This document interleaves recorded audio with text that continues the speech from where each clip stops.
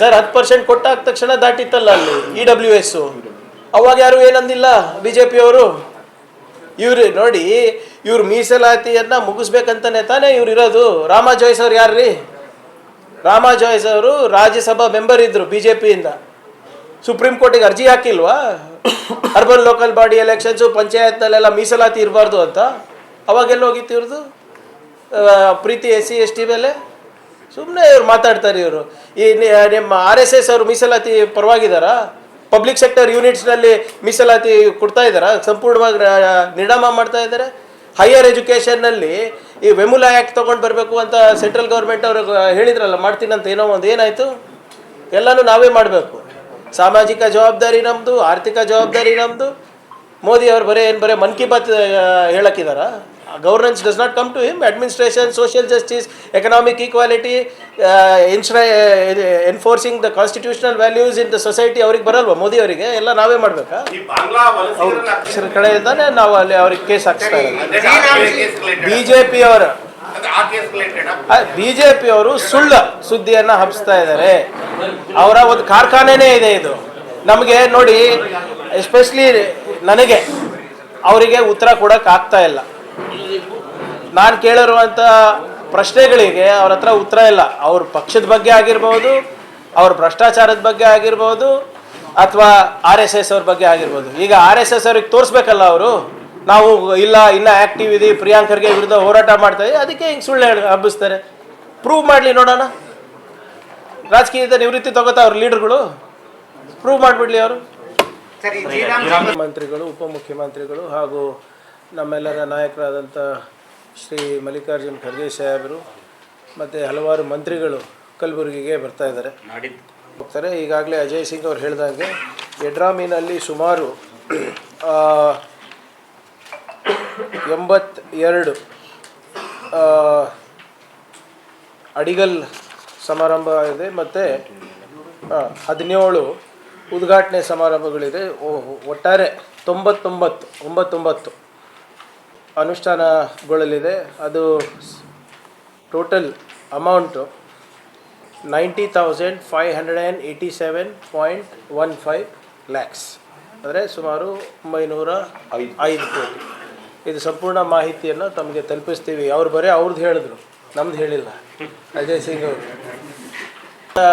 ಕಾರ್ಯಕ್ರಮ ಏನು ಇದೆ ಅಂದರೆ ಪ್ರಜಾಸೌಧ ಅಫ್ಕೋರ್ಸ್ ಎಲ್ಲ ಇಡೀ ಕಲ್ಯಾಣ ಕರ್ನಾಟಕಕ್ಕೆ ಸಂಬಂಧಪಟ್ಟಿದ್ದಿದೆ. ಅದು ಹೊರತುಪಡಿಸಿ ಬಹಳ ವರ್ಷಗಳ ಬೇಡಿಕೆ ಏನಿತ್ತು ಅದು ಮಾನ್ಯ ಅಜಯ್ ಸಿಂಗ್ ಅವರು ಮತ್ತು ಅಲ್ಲಂ ಪ್ರಭು ಅವರೆಲ್ಲ ಫಾಲೋ ಅಪ್ ಮಾಡಿ ನಮ್ಮ ಸರ್ಕಾರದ ಅವಧಿಯಲ್ಲಿ ಜಲ್ ಜೀವನ್ ಮಿಷನ್ ಯೋಜನೆ ಅಡಿಯಲ್ಲಿ ಯಡ್ರಾಮಿ ತಾಲೂಕಿನ ಆಲೂರು 58 ಗ್ರಾಮಗಳು ಹಾಗೂ ಯಳವಾರ್ 22 ಗ್ರಾಮಗಳಿಗೆ ಬಹುಗ್ರಾಮ ಕುಡಿಯೋ ನೀರಿನ ಯೋಜನೆ ಮಲ್ಟಿ ವಿಲೇಜ್ ಸ್ಕೀಮ್ 265 ಕೋಟಿ. ಅದರ ಜೊತೆಗೆ ಯಳವಾರಿಗೆ ಹಾಗೂ ಇತರ ಗ್ರಾಮಗಳಿಗೆ 20 ಗ್ರಾಮಗಳಿಗೆ ಸುಮಾರು 79 ಕೋಟಿ.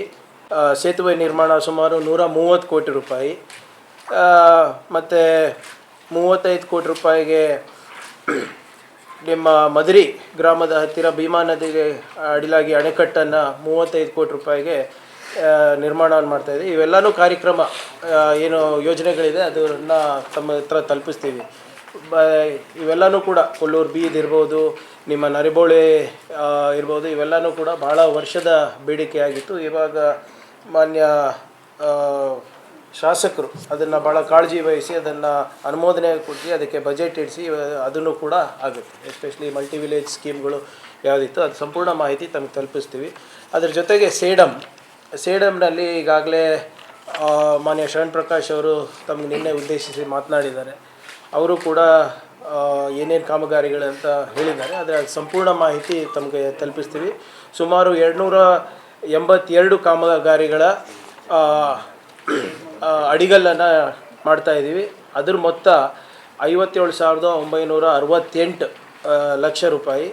ಅದರ ಜೊತೆಗೆ 362 ಕಾಮಗಾರಿಗಳ ಉದ್ಘಾಟನೆ ಆಗಲಿದೆ. ಅದರ ಮೊತ್ತ ದಯವಿಟ್ಟು ಕ್ಷಮಿಸಬೇಕು, 76 ಕಾಮಗಾರಿಗಳ ಉದ್ಘಾಟನೆ ಆಗಲಿದೆ. ಅದರ ಮೊತ್ತ 11,035 76 ವರ್ಕ್ಸ್ 11,035 ಲ್ಯಾಕ್ಸ್.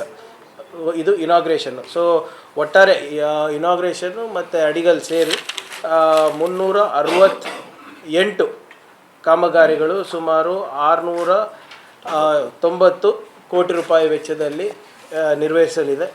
ಅದರಲ್ಲಿ ಪ್ರಮುಖ ಕಾಮಗಾರಿಗಳಂದರೆ ನಮ್ಮ ಸೇಡಂ ತಾಲೂಕಿನ ಬರಪೀಡಿತ ಪ್ರದೇಶಗಳಲ್ಲಿ ಕಾಚೂರು ಗ್ರಾಮ ಸಾಕಷ್ಟು ದಿನದಿಂದ ಬಳಲ್ತಾ ಇತ್ತು. ಅಲ್ಲಿ ಏತ ನೀರಾವರಿ ಯೋಜನೆಗೆ ಈಗ 82.5 ಕೋಟಿ ಮಾಡಿದ್ದೇವೆ.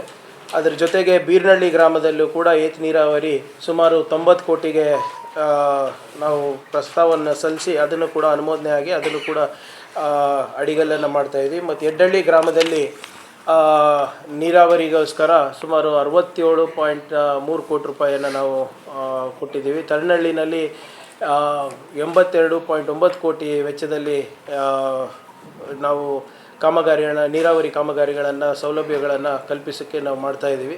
ಹೀಗೆ ಹಲವಾರು ನಿಮ್ಮ PWDಯಿಂದ ಇರ್ಬೋದು, ನಿಮ್ಮ Maharashtra border to Andarki cross, Gadikeshava to Kodrambalpalli, ಇವೆಲ್ಲವೂ ಸಾಕಷ್ಟು ವಿವರವಾಗಿದೆ. ಇದೆಲ್ಲನೂ ಪ್ರಮುಖ ಕಾಮಗಾರಿಗಳನ್ನು ತಮಗೆ ತಲುಪಿಸ್ತಾ ಇದ್ದೀವಿ. ಸೇಡಮ್ಮು ಮತ್ತು ಜೇವರ್ಗಿನಲ್ಲಿ ನಾಳೆ 12ನೇ ತಾರೀಕು ನಮ್ಮ ನಾಯಕರುಗಳೆಲ್ಲರೂ ಸೇರಿ ಸುಮಾರು 374 ಕಾಮಗಾರಿಗಳಿಗೆ ಅಡಿಗಲ್ಲನ್ನು ಹಾಕ್ತಾ ಇದ್ದಾರೆ. 83 ಕಾಮಗಾರಿಗಳ ಉದ್ಘಾಟನೆ ಇದೆ. ಒಟ್ಟಾರೆ 467 ಕಾಮಗಾರಿಗಳಿಗೆ ಸುಮಾರು 15,991.1 ಲಕ್ಷ ವೆಚ್ಚ ಆಗ್ತಾ ಇದೆ. ಸೊ ಆಲ್ಮೋಸ್ಟ್ 1,595 ಕ್ರೋರ್ಸ್ ವರ್ಕ್ ಇದು ಆಗ್ತಾಯಿದೆ. ನಮ್ಮ ಚಿತ್ತಾಪುರ ಕೂಡ ಇತ್ತು ಈ ಲಿಸ್ಟಲ್ಲಿ, ಆದರೆ ಮೊದಲನೇದಾಗಿ ಯಡ್ರಾಮಿ ಚಿತ್ತಾಪುರ ಇತ್ತು. ಆದರೆ 3 ಕಷ್ಟ ಆಗುತ್ತೆ ಅಂದ್ಬಿಟ್ಟು ಮತ್ತು ಸೇಡಂನಲ್ಲಿ ನೀರಾವರಿ ಪ್ರಾಜೆಕ್ಟ್ಸ್ ಇರೋದ್ರಿಂದ ಎಲ್ಲನೂ ಕೊಡ್ತೀವಿ sir. Total 1,595 crores including Yadrami and Sedam, Jagargi ಮತಕ್ಷೇತ್ರ ಮತ್ತು ಸೇಡಂ ಇವೆಲ್ಲ ಕಾಮಗಾರಿಗಳ ಲಿಸ್ಟು ಮೊದಲನೇದಾಗಿ ಇದು ಕೂಡ ತಮಗೆ ಸಂಪೂರ್ಣ ಮಾಹಿತಿ ನಾವು ತಲುಪಿಸ್ತೀವಿ. ಈ 2025-26ನೇ ಸಾಲಿನ ಮುಂಗಾರು ಹಂಗಾಮಿನಲ್ಲಿ ಭಾರೀ ಮಳೆ ಹಾಗೂ ಪ್ರವಾಹದಿಂದ ಹಾನಿಯಾದ ಜಿಲ್ಲೆಯ ಕೃಷಿ ಮತ್ತು ತೋಟಗಾರಿಕೆ ಇಲಾಖೆ ಜಂಟಿ ಸಮೀಕ್ಷೆ ವರದಿಯಂತೆ ಒಟ್ಟು 3,24,000 ಹೆಕ್ಟೇರ್ ಹಾನಿಯಾಗಿರೋ ಪ್ರದೇಶ ಅಂತ ತಮಗೆಲ್ಲ ಮಾಹಿತಿ ಇದೆ. ಈಗಾಗಲೇ ಅದರ ಪೈಕಿ ಒಟ್ಟು 3,23,318 ರೈತರಿಗೆ ಪರಿಹಾರ ಆಗಲೇ ನೀಡಲಾಗಿದೆ. ಸುಮಾರು ಕಲಬುರಗಿ ಜಿಲ್ಲೆಯಲ್ಲಿ ಈಗಾಗಲೇ SDRF ನಿಯಮಗಳ ಪ್ರಕಾರ 2,597.21 ಲಕ್ಷ ಪಾವತಿಯಾಗಿದೆ. ಮತ್ತು ಕಲಬುರಗಿ ಜಿಲ್ಲೆಗೆ ದೊರಕಿರುವ ರಾಜ್ಯ ಸರ್ಕಾರ ಘೋಷಿಸಿದ ಹೆಚ್ಚುವರಿ ಇನ್ಪುಟ್ ಸಬ್ಸಿಡಿ ಇಲ್ಲೇ ಮಾನ್ಯ ಈಗಾಗಲೇ ವಿತರಿಸಲಾಗಿರುವ ಪರಿಹಾರ ಒಟ್ಟು 49,873.03 ಲಕ್ಷ 49,873.03 ಲ್ಯಾಕ್ಸ್. ಇದರಿಂದ ಸಾಕಷ್ಟು ನಮ್ಮ ಜಿಲ್ಲಾ ಪಂಚಾಯತಿ ರಸ್ತೆಗಳು ಹಾಳಾಗಿದ್ದು ತಾವು ಕೂಡ ಅದು ಹೋದ ತಿಂಗಳು ನಮ್ಮ ಗಮನಕ್ಕೆ ತಂದಾಗ ನಾನು ಮಾತು ಕೊಟ್ಟಿದ್ದೆ, ಒಂದು ವಿಶೇಷವಾದಂಥ ಪ್ಯಾಕೇಜನ್ನು ನಾವು ಕಲಬುರಗಿಗೆ ನಾವು ನೀಡ್ತೀವಿ ಅಂದ್ಬಿಟ್ಟು. ಅದು ಮಾತು ಕೊಟ್ಟಂಗೆ ಈಗಾಗಲೇ ನಾವು ಸುಮಾರು 90 ಕಾಮಗಾರಿಗಳನ್ನು ನಾವು ತೊಗೊಂಡಿದ್ದೇವೆ. ಸುಮಾರು 88.8 ಕ್ರೋರ್ಸ್ ಅಫ್ಜಲ್ಪುರು, ಆಳಂದು, ಚಿಂಚೋಳಿ, ಚಿತ್ತಾಪುರ್, ಜೇವರ್ಗಿ, ಕಲಬುರಗಿ ಸೌತ್, ಕಲಬುರಗಿ ರೂರಲ್, ಚಿತ್ತಾಪುರ ಎಲ್ಲ ಕಾನ್ಸ್ಟಿಟ್ಯೂನ್ಸಿಗಳಿಗೆ ಕೂಡ ನಮ್ಮ ಜಿಲ್ಲೆಯಲ್ಲಿ ಬರುವಂಥ ಎಲ್ಲ ಕಾನ್ಸ್ಟಿಟ್ಯೂನ್ಸಿಗಳಿಗೆ ಕೂಡ ಒಂದು ವಿಶೇಷವಾದಂಥ ಅನುದಾನ RDPR ಇಂದ ಅರೌಂಡ್ 88.8 ಕ್ರೋರ್ಸನ್ನು ಬೇಸ್ಡ್ ಪ್ಯೂರ್ಲಿ ಆನ್ ಎಲ್ಲಿ ಹಾನಿಯಾಗಿದೆ ಅಂದ್ಬಿಟ್ಟು ನಾವು CEO ಗಳಿಂದ ನಮ್ಮ ಇಂಜಿನಿಯರ್ಗಳಿಂದ ತೊಗೊಂಡು ಎಲ್ಲ ಶಾಸಕರ ಜೊತೆ ಕನ್ಸಲ್ಟ್ ಮಾಡಿ ಅವರ ಅನಿಸಿಕೆ ಏನಿದೆ ಮತ್ತು ಸಾರ್ವಜನಿಕರ ಅನಿಸಿಕೆ ಏನಿದೆ ಅಂತ ಪಡೆದು ಇದನ್ನು ನಾವು ಸ್ಯಾಂಕ್ಷನ್ ಮಾಡಿದ್ದೀವಿ. ಇದು ಟೆಂಡರ್ ಸ್ಟೇಜ್ನಲ್ಲಿದೆ. ಬಹುಶಃ ಇನ್ನು 1 ತಿಂಗಳ ಒಳಗಡೆ ಇದು ಟೆಂಡರ್ ಆಗಿ ಈ ಕಾಮಗಾರಿಗಳನ್ನು ಕೂಡ ನಾವು ಚಾಲನೆಯನ್ನು ನಾವು ನೀಡ್ತೀವಿ. ಸೊ ಒಟ್ಟಾರೆ ಇತ್ತು ಒಂದು IAS KAS ಕಾಂಪಿಟೇಟಿವ್ ಎಕ್ಸಾಮ್ಸ್ ಇಲ್ಲೇ ಒಂದು ಕೇಂದ್ರ ಆಗಬೇಕು ಅಂತ 2 ವರ್ಷದ ಹಿಂದೆ ನಾನು ನಮ್ಮ ರಿಪಬ್ಲಿಕ್ ಡೇ ಭಾಷಣದಲ್ಲಿ ಕೂಡ ನಾನು ಹೇಳಿದ್ದೆ ನಾವು ಮಾಡ್ತೀವಿ ಅಂತ. 2 ವರ್ಷ ಆದ ನಂತರ ಅದಕ್ಕೂ ಕೂಡ ಇವತ್ತು ನಾಳೆ ಚಾಲನೆ ನೀಡ್ತಾ ಇದ್ದೀವಿ. ಸುಮಾರು 500 ಜನ ಈಗಾಗಲೇ ಅದಕ್ಕೆ KEA ಮುಖಾಂತರ ನಾವು ಸೆಲೆಕ್ಟ್ ಮಾಡಿದ್ದೀವಿ. ಇನ್ನೂ 500 ಜನಕ್ಕೂ ಕೂಡ ಅವಕಾಶ ಇದೆ. ಅದನ್ನು ಕೂಡ ನಾವು ಈಗ ಟ್ರಯಲ್ ಮಾಡಿದ್ಮೇಲೆ ಇನ್ನೂ 500 ಜನ ಹೇಗೆ ತೊಗೊಳೋದಂತಲೂ ಕೂಡ ಅದು ಮಾಡ್ತೀವಿ. ಅದನ್ನು ಕೂಡ ನಾಳೆ ಟೀಚಿಂಗ್ ಸ್ಟಾಫ್ ಇರುತ್ತೆ, ಅದನ್ನು ಮಾಡ್ತಾಯಿದ್ವಿ. ಇದ್ರ ಹೊರತುಪಡಿಸಿ ಅಲ್ಲೇ ಲ್ಯಾಂಗ್ವೇಜ್ ಲ್ಯಾಬ್ ಕೂಡ ನಾವು ಸೆಟಪ್ ಮಾಡ್ತಾಯಿದ್ವಿ. ಕಮ್ಯುನಿಕೇಷನ್, ಇಂಗ್ಲೀಷ್ ಕಮ್ಯುನಿಕೇಷನಿಗೆ ಮತ್ತು ಸೋಷಿಯಲ್ ಕೋಶೆಂಟು, ಇಂಟೆಲಿಜೆನ್ಸ್ ಕೋಶೆಂಟು, ಇಮೋಷ್ನಲ್ ಕೋಶೆಂಟ್ಗಳನ್ನು ಕೂಡ ಬೆಳೆಸಲಿಕ್ಕೆ ಅಲ್ಲೇ ಮಾಡ್ತಾಯಿದ್ವಿ. ಅದರದ್ದು ಕೂಡ ನಾಳೆ ಉದ್ಘಾಟನೆ ಇದೆ. ಅದಕ್ಕೆ ಸುಮಾರು 30 ಕೋಟಿ ರೂಪಾಯಿ ಖರ್ಚಾಗಿದೆ. ನಾನೇ ಹೋಗಿ ಕೊಡ್ಬೇಕಾಗ್ತದೆ ಈಗ ಅದೊಂದು ಬಾಕಿ ಇರ್ತದೆ. ಒಳಗಡೆ ಜಗಳ ಆದರೆ ಏನು ಮಾಡೋಕ್ಕಾಗ್ತದೆ? ಅದು ಮೊನ್ನೆ ಹೇಳಿದ್ದಾರೆ IG-ಗೆ, ಏನಾದರೂ ಒಂದು ಪರಿಹಾರ ಮಾಡೋದು. ಕೇಳ್ತಾ ಇದ್ರೆ ಬೈತಾ ಇದ್ರೆ ಅರ್ಥ ಆಗ್ತಾ ಇಲ್ಲ ನನಗೆ. ನೋಡಿ, ಹಲವಾರು ಬಿಲ್ಗಳು ಮಾನ್ಯ ರಾಜ್ಯಪಾಲರು ಇಟ್ಕೊಂಡಿದ್ದಾರೆ, ಇನ್ನು ಕೆಲವರು ವಾಪಸ್ ಕಳಿಸಿದ್ದಾರೆ. ಅಂಥದ್ದು ಏನಾದರೂ ಅವರಿಗೆ ಕ್ಲಾರಿಫಿಕೇಶನ್ ಬೇಕಿದ್ರೆ ಸರ್ಕಾರ ಕೊಡುತ್ತೆ. ಆದರೆ ರಾಜಕೀಯ ದುರುದ್ದೇಶದಿಂದ ನೀವು ವಾಪಸ್ ಮಾಡೋದು, ಕ್ಲಾರಿಫಿಕೇಶನ್ ಕೊಡೋದು, ಇಟ್ಕೊಡೋದು, ರಾಷ್ಟ್ರಪತಿ ಕಳಿಸೋದು ಸರಿಯಲ್ಲ. ಯಾಕಂದರೆ ಇಲ್ರಿ, ಒಳ ಮೀಸಲಾತಿ ಮಾಡ್ಬೋದು ಅಂತ ಮೋದಿಯವರು ಹೇಳಿದ್ರೆ ಮಾಸ್ಟರ್ ಸ್ಟ್ರೋಕಾ? ಸುಪ್ರೀಂ ಕೋರ್ಟ್ ಅವ್ರ ಆದೇಶ ತಾನೇ ಪಾಲನೆ ಮಾಡಿರೋದು ನಾವು. ಸುಪ್ರೀಂ ಕೋರ್ಟ್ ಅವ್ರು ಏನು ಹೇಳಿರೋದು, ಒಳ ಮೀಸಲಾತಿ ಏನಿದೆ ಸಬ್ಜೆಕ್ಟು ಅದು ಕೇಂದ್ರದಲ್ಲ, ರಾಜ್ಯ ಅವರೇ ಮಾಡ್ಕೋಬೋದು. ಅದರ ಆಧಾರದ ಮೇಲೆ ನಾವು ಮಾಡಿದ್ದೀವಿ. ಹಿಂದೆ ಏನೋ ಮಾಡ್ಬೋದಾಗಿತ್ತು ನಾವು, ಆದರೆ ಏನೋ ಅದು ಸೆಂಟ್ರಲ್ ಸಬ್ಜೆಕ್ಟ್ ಇದೆ ಅಂತ ಮಾಡೋಕ್ಕಾಗಿರಲಿಲ್ಲ. ಮತ್ತು ಈ ಎಲ್ಲ BJP ನಾಯಕರು ಕೌನ್ಸಿಲ್ನಲ್ಲಿ ಮತ್ತು ಅಸೆಂಬ್ಲಿನಲ್ಲಿ ಭಾಳ ಚೆನ್ನಾಗಿದೆ, ದೊಡ್ಡದಾಗಿ ಹಿಂಗೆ ಆಗಬೇಕಾಗಿತ್ತು ಅಂತ ಹೇಳಿದ್ರು. ಯಾರೂ ವಿರೋಧ ಮಾಡಿಲ್ಲ. ಯಾಕೆ? ಇದು ಬಿಲ್ಲು ಬಂದಾಗ, ಚರ್ಚೆಗೆ ಬಂದಾಗ ಯಾಕೆ ಯಾರು ವಿರೋಧ ಮಾಡಿಲ್ಲ? ಇಂಟರ್ನಲ್ ರಿಸರ್ವೇಷನ್ ಆಗಬಾರ್ದು ಅಂತ. ಮತ್ತು ಇವ್ರು ಯಾಕೆ ಮಾಧುಸ್ವಾಮಿ ಸಮಿತಿ ಕೂಡಿಸಿದ್ರು ಹೇಳ್ಬೇಕಲ್ಲ. ಬಾಂಗ್ಲಾದೇಶಿಯವ್ರು ಇಲ್ಲಿ ಹೆಂಗೆ ಬಂದ್ರಿ? ಬಾಂಗ್ಲಾದೇಶಿ ಏನು ತಮಿಳ್ನಾಡು, ಆಂಧ್ರ ಪ್ರದೇಶ ಅಥವಾ ಮಹಾರಾಷ್ಟ್ರ ಬಾರ್ಡರ್ ಥರ ಇದೆಯಾ? ಇಂಟರ್ನ್ಯಾಷನಲ್ ಬಾರ್ಡರ್ ತಾನೇ. ಇಂಟರ್ನ್ಯಾಷನಲ್ ಬಾರ್ಡರನ್ನು ಕಾಯೋ ಜವಾಬ್ದಾರಿ ಯಾರ್ದು? ಪರಮೇಶ್ವರ್ ಸಾಹೇಬ್ರದ, ಸಿದ್ದರಾಮಯ್ಯ ಸಾಹೇಬ್ರದ? ಅಮಿತ್ ಶಾ ಅವ್ರು ಏನು ಮಾಡ್ತಾರೆ? ಅಮಿತ್ ಶಾ ಅವ್ರಿಗೆ ಇಂಟ್ರೆಸ್ಟ್ ಇರೋದು ರಾಜ್ಯ ಸರ್ಕಾರ ಬೀಳ್ಸೋದಕ್ಕಷ್ಟೇ. ಈಗ what is mister Amit Shah doing? ಈಗ ಒಬ್ಬ ಬಾಂಗ್ಲಾದೇಶಿ ಇರ್ಬೋದು, ಒಬ್ಬ ಪಾಕಿಸ್ತಾನಿಂದ ಏನು ಭಯೋತ್ಪಾದಕ ಬರಬೇಕಿದ್ರೆ ಎಲ್ಲ BJP ರೂಲ್ಡ್ ಸ್ಟೇಟ್ಸಿಂದಾನೇ ಬರಬೇಕಲ್ಲ. ಆ ಕಡೆ ನಿಮ್ಮ ಅಸ್ಸಾಂ ಬಾರ್ಡ್ರಿಂದ ಬರಬೇಕು. ಅಲ್ಲಿ ಯಾರು ಗಡಿ ಕಾಯ್ಬೇಕಪ್ಪ? ಅಲ್ಲೂ ನಾವೇ ಗಡಿ ಕಾಯ್ಬೇಕಾ? ಹೆಂಗೆ ಬರ್ತಾ ಇದೆ ಹೇಳಿ? ಈಗ ಆಧಾರ್ ಕಾರ್ಡ್ಗಳು ಮಾಡಿಸ್ಕೊಂಡಿದ್ದಾರಲ್ಲ, ಇಲ್ಲಿ ಹೆಂಗೆ ಬರ್ತಾ ಇದ್ದಾರೆ? ಇಲ್ಲಿ ಆಗ ಸುಮಾರು 1 ಲಕ್ಷಕ್ಕಿಂತ ಹೆಚ್ಚು ಬಾಂಗ್ಲಾದೇಶಿಗಳಿಗೆ ವಾಪಸ್ ಕಳಿಸಿದ್ವಿ. ಈ ಸರ್ಕಾರ 11 ವರ್ಷದಲ್ಲಿ 7,000 ಕಳಿಸಿಲ್ಲ. ಇವರು ಹೋಮ್ ಮಿನಿಸ್ಟರ್ ಅಮಿತ್ ಶಾ ಅವರು ಬಿಹಾರ್ ಎಲೆಕ್ಷನ್ನು, ಮಧ್ಯಪ್ರದೇಶ ಎಲೆಕ್ಷನ್ನು, ತಮಿಳುನಾಡು ಹೋಗಿ ಕರ್ನಾಟಕಕ್ಕೆ ಬಂದು ಏನಂತ ಭಾಷಣ ಮಾಡ್ತಾರೆ? ಬಾಂಗ್ಲಾದೇಶಿಗಳು ಬಂದಿದ್ದಾರೆ ಅಂದರೆ ಅರೆ ಹೆಂಗೆ ಬರ್ತಾ ಇದ್ದಾರೆ?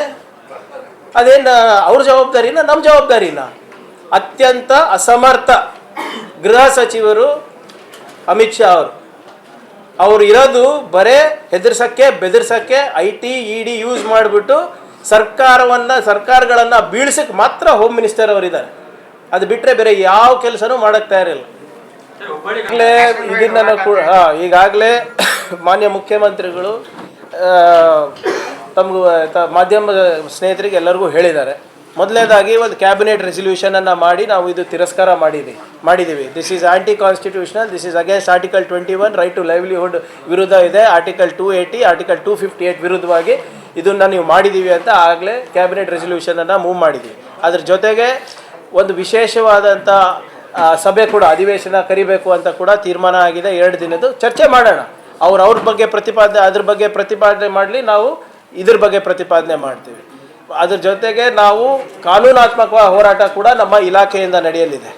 ಮತ್ತು ನೀವು ಹೇಳಿದಾಗೆ ಎಲ್ಲ ಸ್ಟೇಕ್ ಹೋಲ್ಡರ್ಸ್ ಯಾರ್ಯಾರು ಸಂಘಟನೆಗಳಿದ್ದಾರೆ, ಮತ್ತು ಸಂಘಗಳಿವೆ, ಮಹಿಳಾ ಸಂಘಗಳಿವೆ, ನೌಕರರಿದ್ದಾರೆ, ಮನ್ರೇಗಾ ವರ್ಕರ್ಸ್ ಯಾರ್ಯಾರು ಇರ್ತಾರೆ ಅವ್ರಿಗೆಲ್ಲರಿಗೂ ಕರೆಸಿ ಮಾನ್ಯ ಮುಖ್ಯಮಂತ್ರಿಗಳು ಉಪಮುಖ್ಯಮಂತ್ರಿಗಳು ಸಭೆ ನಡೆಸಿ ಮುಂದಿನ ಹೋರಾಟ ಯಾವ ರೀತಿ ಮಾಡಬೇಕು ನಾವು ಒಂದು ನೀಲಿ ನಕ್ಷೆಯನ್ನು ನಾವು ಹಾಕೋತೀವಿ. ಆದರೆ ಯಾವ ರೀತಿ ಆ 3 ಕೃಷಿ ಕಾಯ್ದೆಗಳು ಹಿಂಪಡೆದ್ರು ಅದೇ ರೀತಿ ಇದನ್ನು ಕೂಡ ಹಿಂಪಡೆಯೋದ್ರಲ್ಲಿ ಯಾವುದೇ ರೀತಿಯಾದಂಥ ಅನುಮಾನ ಇಲ್ಲ. ಇದರಲ್ಲಿ ಅವರು ನೋಡ್ರಿ, ಅದು ಗಾಂಧಿರಾಮ ಅಲ್ಲ, ಎಷ್ಟು ಭಾಳ ಅವರು ರಾಮ ತರಬೇಕಂದ್ಬಿಟ್ಟು ಗ್ರಾಮನೇ ಸ್ಪ್ಲಿಟ್ ಮಾಡಿಬಿಟ್ಟಿದ್ದಾರೆ.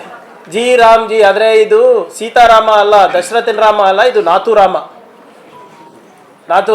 ಗೋಡ್ಸೆ. ನಾಥೂರಾಮ್ ಗೋಡ್ಸೆ ತತ್ವ ಯಾವುದು? RSS ತತ್ವ. RSS ತತ್ವದಲ್ಲಿ ಏನಿದೆ?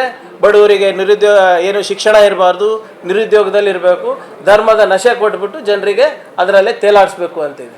ಸೊ ಇಟ್ ಈಸ್ ಇವರು ಸುಮ್ಮನೆ ರಾಮನ ಹೆಸರು ಹೇಳ್ತಾ ಇದ್ರಲ್ಲ, ಇದು ಸೀತಾರಾಮನೂ ಅಲ್ಲ, ದಶರಥ ರಾಮನೂ ಅಲ್ಲ, ಇದಿರೋದು ನಾಥೂರಾಮ್. ಭ್ರಷ್ಟಾಚಾರ ಸಾಧ್ಯ ಆಗಲ್ಲ, ಅದಕ್ಕೆ ಕಾಂಗ್ರೆಸ್ ವಿರೋಧ ಮಾಡ್ತಾ ಇದ್ದಾರೆ. ಆದರೆ ಈಗ ಪ್ರಧಾನ ಮಂತ್ರಿ ಕೌಶಲ್ಯ ವಿಕಾಸ್ ಯೋಜನಾನಲ್ಲಿ 14,500 ಕೋಟಿ ರೂಪಾಯಿ ಭ್ರಷ್ಟಾಚಾರ ನಡೆದಿದೆ ಅಂದ್ಬಿಟ್ಟು CAG ರಿಪೋರ್ಟ್ ಇದೆ. ಅಂದರೆ ಇವರು ಇಲಾಖೆ ಬಂದ್ ಮಾಡ್ತಾರಾ? ಈಗ ನಿಮ್ಗೆ ನೆಗಡೆ ಬಂದಿದೆ, ಶೀತ ಬಂದಿದೆ ಅಂದ ತಕ್ಷಣ ನೀವು ಮೂಗು ಕುಯ್ಕೋತೀರಾ, ಪರಿಹಾರ ಹುಡುಕ್ತೀರಾ. ಆಮೇಲೆ 12 ಕೋಟಿ ಜನ ಪ್ರತಿ ದಿನ 12 ಕೋಟಿ ಜನ ಪ್ರತಿದಿನ ಕೆಲಸ ಮಾಡ್ತಾರೆ. ಇದರಲ್ಲಿ ಕೋಟ್ಯಾಂತರ ಮಾನವ ದಿನಗಳು ಸೃಷ್ಟಿ ಆಗ್ತದೆ, ಲಕ್ಷಾಂತರ ನಿಮ್ಮ ಗ್ರಾಮೀಣ ಮಟ್ಟದಲ್ಲಿ ಆಸ್ತಿ ಸೃಜನೆ ಆಗ್ತಾ ಇದೆ. ಸಣ್ಣ ಪುಟ್ಟ ಏನಾದರೂ ಕಂಪ್ಲೇಂಟ್ ಬರೋದು ಸಹಜ ಅಲ್ಲ. ಆಯಿತು, ಈಗ ಇದು 20 ವರ್ಷ ಆಯಿತು, ಇವ್ರು ಬಂದು 11 ವರ್ಷ ಆಯಿತು. 11 ವರ್ಷ ಭ್ರಷ್ಟಾಚಾರ ನಡೀತಾ ಇದ್ರೆ ಇವ್ರಿಗೆ ಕತೆ ಕಾಯ್ತಾ ಇದ್ರಾ, ಅಥವಾ ಇವ್ರಿಗೆ ಪಾಲು ಹೋಗ್ತಾ ಇತ್ತಾ? ಏನು ಪಾಲು ಕಮ್ಮಾಗಿದೆಯಾ ಈಗ? ಏನು 11 ವರ್ಷ ಏನು ಮಲ್ಕೊಂಡಿದ್ರೇನ್ರಿ ಇವರು? ಸಡನ್ನಾಗಿ ಬಂದು ಇಲ್ಲ ಭಾಳ ಭ್ರಷ್ಟಾಚಾರ ನಡೆದಿತ್ತು ಅಂದರೆ 11 ವರ್ಷ ಅಂದರೆ ಇವ್ರು ಪಾಲು ತೊಗೊಂಡಿದ್ರಾ, ಪಾಲು ತಿಂದ್ರಾ ಇವರು? ಏನು ಹುಡುಗಾಟ ಇವ್ರಿಗೆ ಏನಾಗಿದೆ? ಅಲ್ಲಿ ಅವ್ರ ಹತ್ರ ದುಡ್ಡಿಲ್ಲ, ಈ ಡಿಮಾನಿಟೈಸೇಷನ್ ಆಯಿತು, ಲಾಕ್ಡೌನ್ಗಳಾಯಿತು, ಮೋದಿಯವರ ಆರ್ಥಿಕ ನೀತಿಗಳಾಯಿತು, ಇವೆಲ್ಲನೂ ಕೂಡ ವಿಫಲ ಆಗಿರೋದ್ರಿಂದ ಅದಕ್ಕೆ ಎಲ್ಲ ಸ್ಕೀಮ್ಗಳನ್ನು ರಾಜ್ಯ ಸರ್ಕಾರದ ಮೇಲೆ ಹಾಕ್ತಾ ಇದ್ದಾರೆ, including Jal Jeevan mission. Photo ಅವ್ರದ್ದು, ದುಡಿಮೆ ನಮ್ಮದು.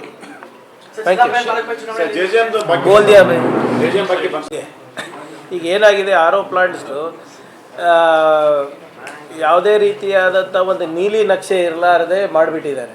ಈಗ ಉದಾಹರಣೆಗೆ ಯಾವುದೋ ಬಿಟ್ಟು ಹೇಳ್ತಾ ಇದ್ದೀನಿ ನಾನು, 4.5 ವರ್ಷದಲ್ಲಿ ಈಗ ಯಾವುದೋ ಒಂದು CSR ರೆಸ್ಪಾನ್ಸಿಬಿಲಿಟಿನಲ್ಲಿ ಮಾಡಿಬಿಟ್ಟು ಅವರು ಪಂಚಾಯತಿಗೆ ಹ್ಯಾಂಡ್ ಓವರ್ ಮಾಡೋದು, ಅಥವಾ ನಾವು ನಮ್ಮ MLA ಲ್ಯಾಂಡಲ್ಲಿ ಕೊಟ್ಬಿಡೋದು. ಅದಕ್ಕೆ ಮೇಂಟೆನೆನ್ಸ್ಗೆ ನೀಲಿ ನಕ್ಷೆನೇ ಹಾಕಿರಲಿಲ್ಲ. ಈಗ ನಾವು ಬಂದ ಮೇಲೆ ಎಲ್ಲ ಕಂಪನಿಗಳು ಇದೆ, ಯಾವುದು ನಿಮ್ಮ ಆಕ್ವಾಫಿನಾ ಇರ್ಬೋದು, ಕೆಂಟ್ ಇರ್ಬೋದು, ಈ ಕೋಕಾ ಕೋಲಾ ಅವ್ರದ್ದು ಒಂದು ಇದೆ, ಅವರು ಬಿಸ್ಲರಿ ಎಲ್ಲರಿಗೂ ಕರೆದು ಮಾತಾಡಿಸಿದ್ದೀನಿ. ಯಾರೂ ಕೂಡ ಮೇಂಟೆನೆನ್ಸ್ ಅಲಾಂಗ್ ವಿತ್ ಎಲ್ಲ ಮೇಂಟೆನೆನ್ಸ್, ಆಪ್ರೇಷನ್ ಆ್ಯಂಡ್ ಮೇಂಟೆನೆನ್ಸ್ ತೊಗೊಳಕ್ಕೆ ಜವಾಬ್ದಾರಿ ತೊಗೊತಾ ಇಲ್ಲ. ಎಲ್ಲರೂ ಕೂಡ ಅವರ ಪ್ರಾಡಕ್ಟನ್ನು ಮಾರ್ಲಿಕ್ಕೆ ಮಾತ್ರ ಆಸಕ್ತಿ ತೋರಿಸ್ತಾ ಇದ್ದಾರೆ. ಅದಕ್ಕೆ ನಾವು ಅದನ್ನು ಹಾಲ್ಟ್ ಮಾಡಿದ್ದೀವಿ. ಇದನ್ನು ವಿತೌಟ್ ಆಪ್ರೇಷನ್ ಆ್ಯಂಡ್ ಮೇಂಟೆನೆನ್ಸು ನಾವು RO ಪ್ಲಾಂಟ್ಗಳು ಮಾಡೋಕ್ಕಾಗೋದಿಲ್ಲ. ಸೊ ಅದಕ್ಕೆ please give me some time. ಒಂದು ಬ್ಲೂ ಪ್ರಿಂಟ್ ಕೂಡ ನಾವು ಒಂದು ವಾಟರ್ ಚಾಲೆಂಜ್ ಅಂದ್ಬಿಟ್ಟು ನಾವು ಒಂದು ಶೃಂಗ ಕೂಡ ಮಾಡಿ ಅದರಲ್ಲಿ 13 ಜನನ ನಾವು ಸೆಲೆಕ್ಟ್ ಮಾಡಿದ್ದೀವಿ. ಅದು ಪ್ರಾಯೋಗಿಕವಾಗಿ ಕೆಲವು ಕಡೆ ನಡೀತಾ ಇದೆ. ಅದೇನಾದರೂ ಸಕ್ಸಸ್ ಆದರೆ ಈ ಪ್ರಯೋಗಗಳನ್ನು ನಾವು ಅದನ್ನು ಸ್ಕೇಲಲ್ಲಿ ನಾವು ತೊಗೊಳಕ್ಕೂ ತಯಾರಿದ್ದೇವೆ.